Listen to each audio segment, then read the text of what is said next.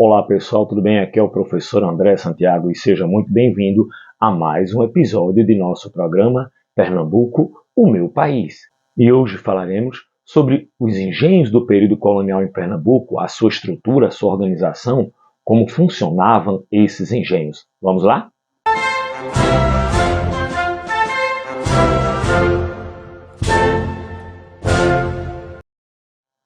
As primeiras mudas de cana-de-açúcar chegaram de Portugal em meados do século XVI.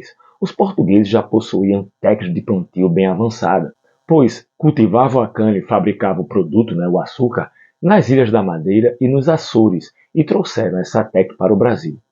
O engenho de açúcar designa o local onde era produzido o açúcar durante o período colonial. Esses engenhos surgem no século XVI, quando se inicia o plantio de cana-de-açúcar no Brasil. Possuíam edificações para a moagem de cana-do-açúcar, locais para transformar o caldo em melado e rapadura, capela, casa para os proprietários e a senzala para os escravizados. O engenho colonial era, assim, um grande complexo dividido em várias partes, que nós vamos descrever para você agora. Nós tínhamos o canavial, onde a cana-de-açúcar era cultivada. Nós temos a moenda, local para moer a planta e extrair o caldo. A moenda funcionava movida por tração animal, água, através de um moinho, ou ainda a força humana das pessoas escravizadas. Temos também a Casa das Caldeiras, que era o espaço usado para ferver o caldo da cana-de-açúcar em buracos cavados no solo. O resultado era um líquido espesso, era então fervido em tachos de cobre. Temos também a Casa das Fornalhas, uma espécie de cozinha que abrigava grandes fornos que aqueciam o produto e o transformavam em melaço de cana. Temos a casa de purgar, ali ficavam as formas com o caldo cristalizado, chamados pão de açúcar. Após 6 a 8 dias, eram retirados dos moldes, refinados e prontos para serem comercializados. E temos as plantações. Além dos canaviais, haviam as plantações de subsistência, que eram hortas em que eram cultivadas frutas, verduras e legumes destinados à alimentação dos moradores do engenho, seja os donos, os brancos, proprietários e tal, ou a população escravizada que trabalhava no engenho. A Casa Grande representava o centro de poder dos engenhos, sendo o local onde habitava o proprietário da terra e sua família. Apesar do nome importante, nem todas as casas eram realmente lá muito grandes, tão bonitas assim. Ao lado, temos a senzala, locais que abrigavam as pessoas escravizadas e onde não havia nenhum tipo de conforto, dormiam no chão de terra batida na maioria das vezes. Durante a noite, eram acorrentados para evitar fugas.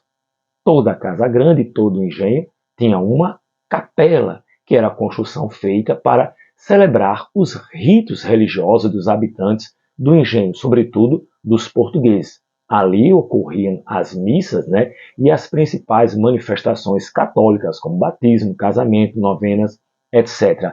Vale lembrar que as pessoas escravizadas muitas vezes eram obrigadas a participar dos cultos.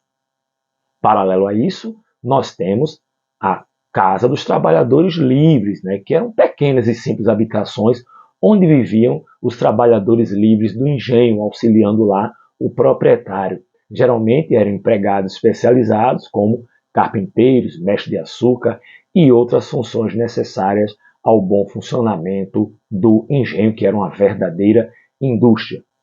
Temos também o curral, que abrigava os animais usados no engenho, seja para o transporte de produtos e pessoas, nas moendas de tração animais ou para a alimentação da população. Agora, e como funcionava realmente toda essa engrenagem, toda essa estrutura? Primeiro, as canas eram cultivadas em grandes extensões de terra, o latifúndio. Depois, colhidas e levadas para a moenda, local em que era produzido caldo de cana. Após esse processo, o produto era levado para as caldeiras e em seguida para a fornalha.